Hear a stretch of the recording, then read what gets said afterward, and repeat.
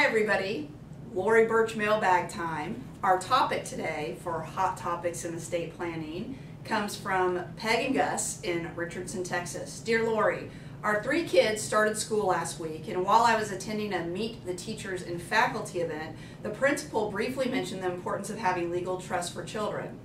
Wow, your principal is very forward-thinking. Could you explain this in more detail, because my husband and I thought our legal documents would protect the kids in the event that something happens to us. Also, I need to point out that one of our sons has special needs, in case that makes a difference in the type of trust. Thank you in advance for your help. I will sleep much better knowing my family is protected the best way possible. Well, very good question, Peg and Gus.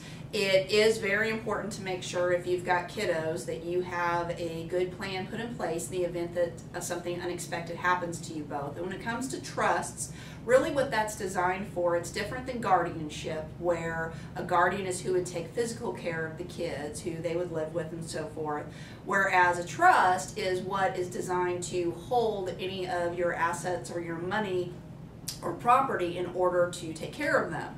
And then you as parents get to decide who you would want to oversee the trust and what age or ages you would want that money and property distributed. Now, it's important to keep in mind typically that these trusts, it's not that the money is held away from the kids, it's just they're not the ones deciding on how it's used. So when you decide for the trust to phase out, it's really more when the kids themselves are going to take control. Now, some parents, and this is something that's important to work with your estate planning attorney, might want to pick the same guardians as trustees. Other times, you might want to pick different trustees from guardians, depending on the individuals involved and how you want to have a checks and balance and what is the most efficient way to make sure that the kids are taken care of. Another important thing to keep in mind is when it comes to your beneficiaries of life insurance, retirement, investment accounts, those also need to be changed and updated so that that money and property will funnel into the trust that you have set up for the kids. Because if you just name the kids directly, then that will not go into trust that you've set up. Typically, a judge will have to appoint who will oversee it. Goes into the court registry. At age 18, it gets handed to them. So very important to close that gap. And then you brought up another really important topic, and that is the fact that you have a special needs child.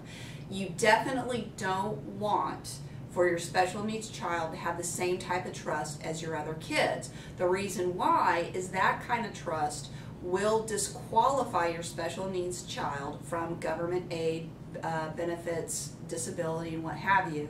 What you need to do is have what's called a special needs trust or a supplemental trust that's written a little differently, and making sure that the trustees you put in place will be able to handle the applying for aid and managing all of that. So very important that you get the right advice and you get that set up the right way. Now, that's all if something happens to the two of you, to the parents. It may be during your lifetime that you want to go ahead and start setting up either a special needs trust for family to start donating to your child. A lot of times that can happen, or investment trusts for the kids if you want to start putting money aside. So there are a lot of different trust options, but it is important that you do talk to someone who is knowledgeable in that area, a qualified estate planning attorney, in order to get the right advice to make sure that you've got the peace of mind and your family is protected. Thank you very much for your question. For other hot topics, visit our YouTube page. Don't forget to like us on Facebook, and for more resources, please visit our website. And until next time, remember, if you don't have a will, the state of Texas has one for you.